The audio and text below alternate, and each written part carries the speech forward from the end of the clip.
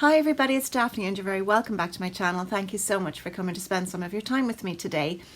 Well, this week got away on me and it is week 5 of our Get Glowing for Christmas plan, and it was to be hair care and pampering your hair in the run up to Christmas. So I didn't get to post on Monday, just the week got away on me, and today is Friday and I should be posting my weekend makeup look. So I decided that I would post the two in one video. So I'm going to show you how I pamper my hair for a special occasion in the run up to Christmas, for the party season, for whatever you're going to be doing. You want your hair looking at its best. So this is what I would do to look after my hair and give it a little treat. And then while I'm applying a mask in the video, and while the mask is on and my hair is wrapped in a towel, I'm going to do this makeup look. So I'm going to do a voiceover. I take you in and out of my bathroom and show you different stages of the whole process. So a 2-for-1 video today, so that I am up to date with our Get Glowing for Christmas hair care and my weekend makeup look. So if you want to see how I've created this makeup look and how I've done my hair, just keep watching. So I'm starting off with the Aussie Blonde Hydration Purple Shampoo, and I obviously have cut out some of this footage to make it more suitable, but I've just lathered it up, rinsed it out, and then combed my damp hair through with a wide tooth comb. I'm just going to put on the Joico K-Pak Lustre mask. I've put on quite a bit. Now it says you can leave it for a few minutes to maybe 5 minutes or so, but my stylist has told me to leave it as long as I want. So you can do a quick treatment, but you could put it on and leave it on for an hour for the morning. So I just combed it through right to the ends and then put a damp towel over it. So I'm going to apply my makeup, and I've done all my skincare. I'm starting with the Inglot by Maura Elements Collection Endless Beauty Wand in Aria Glow. And I'm just popping this all over my cheeks to cover any redness. This actually gives a lovely base on its own, so if you were rushing out just, very quickly, you could just go like that. This is the Gosh Dextreme foundation, and it's in Ivory 002. So I'm just applying that from the center out of my face outward, making sure to blend properly into the hairline. It's a pretty full coverage foundation, but it's not too heavy feeling on the skin, so I like that. This is the Carter Beauty Brow Define Pencil. So just very quickly to do my brows with that. I'm nearly out of it, but it's a good colour match for me. So just sort of following the natural contours of my brow and filling in where I have any gaps. My brow hair is turning quite white as well in places, so I'm doing the other one off camera. So Bobbi Brown Golden Light Bronzing Powder to warm up the complexion, so just where I would usually bronze up and contour a little bit. Again, this is a good colour match for my skin. Just getting a nice little bit of chiseling in there, and not forgetting the jawline. This is the Milani Baked Blusher in Berry Amore. This has a little bit of highlight sort of baked into it, so you don't necessarily need a separate highlight. It has a bit of a sheen in it, and I always blend my blush and bronzer out with a powder brush that has nothing on it. Back to the Endless Beauty Wand from Inglot to put a tiny little bit on my finger and apply as a base to my eyelids before I use my eyeshadows. This is the Essence Hello New York eyeshadow palette. These are nice cool shades and I do really enjoy using them. I like the finished look. So starting off with that nice pale grey, it's a matte, and popping that all over my lids right up and past the crease. And the same on the other side. It's a very delicate colour. It's not too pigmented, and so you have to build it up. It looks like I'm applying a lot, but I'm actually not really applying that much. And I'm going for that darker grey to go in the outer V and up into my crease. So again, it looks darker than it actually comes out, but you can see that it is it's, you know, giving my eye more dimension and lifting the hood at the same time. So just working that out and using the same colour then and the same brush just to take that under the bottom lash line to give that smoky effect.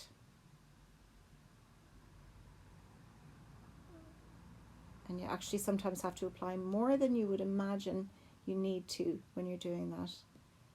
I'm also kind of bringing that out into a slight wing. This is a pale, sort of a shimmery, very pale blue, and you get better colour payoff, I think, if you use your finger for these sorts of shadows, and I'm just popping a little of that onto the centre of my lid. It does come out sort of lavendery. It's not a true blue, and I'm just blending then with a nice fluffy brush, blend upwards and outwards, just to make sure that there are no lines of division or harsh lines left anywhere that might spoil the look.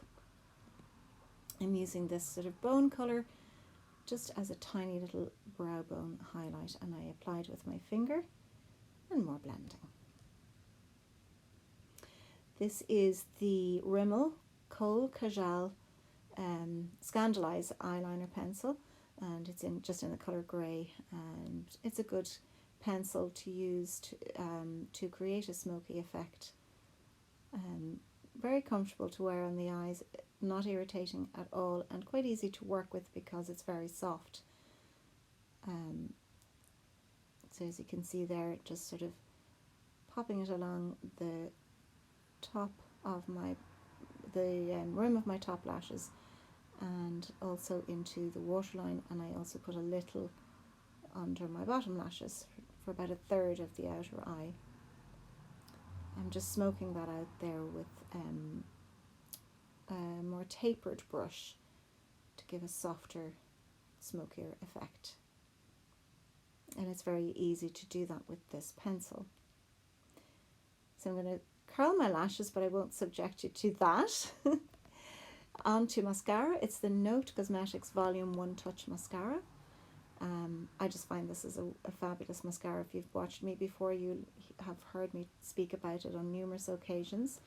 It literally is what it says. It's volume in one touch. So I'll do the other one off camera.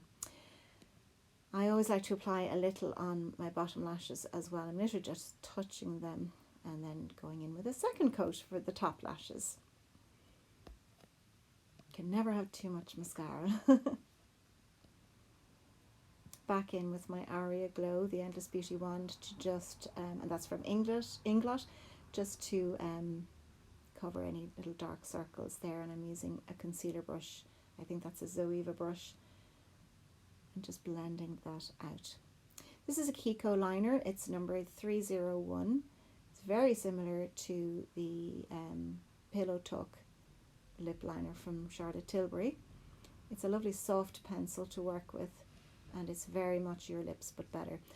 This is Up Cosmetics. The lipstick is called Perfect Nude, and it literally is the perfect nude. I really, really love this. It's a recent purchase from me.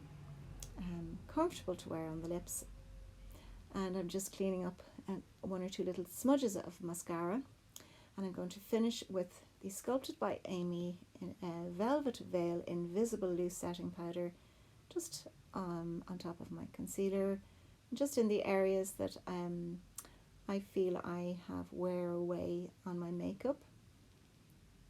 And I'm putting a little on my eyes as well to help keep that eyeshadow look in place.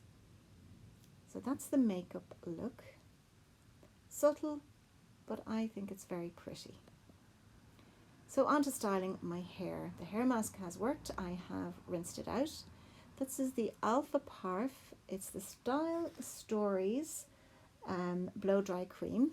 So I pump and a little bit for the length of my hair and just work it through the lengths, and it just helps to give shape and hold, but it's hydrating. This is my Lanaiblo Professional hair dryer. It's the most wonderful hair dryer I have ever used. I was on a consumer panel for this company in September, so they sent me a dryer to try and to keep, and I fell in love with it. I never thought that I would feel that way about a dryer. I've had regular dryers before, but this is completely different. So I've dried it off to about 60% dry, maybe 70, and I'm now concentrating on styling it with just a variety of different sized round brushes. Obviously, the smaller the brush you use, the tighter the curl will be, but I find sometimes for me that works really well, because initially it'll look like the curls are quite tight, but as they drop then I get the look that I really want. But I only have 2 of these small brushes, so I move them around as I need them. So pop them in and concentrate the dryer in those areas and let them cool down so that the curl will stay. That's a bigger brush there, but it's just the same thing. Drying it off, concentrating on the lengths and the ends, and same thing again, just wind it up and concentrate the dryer on it and let it cool.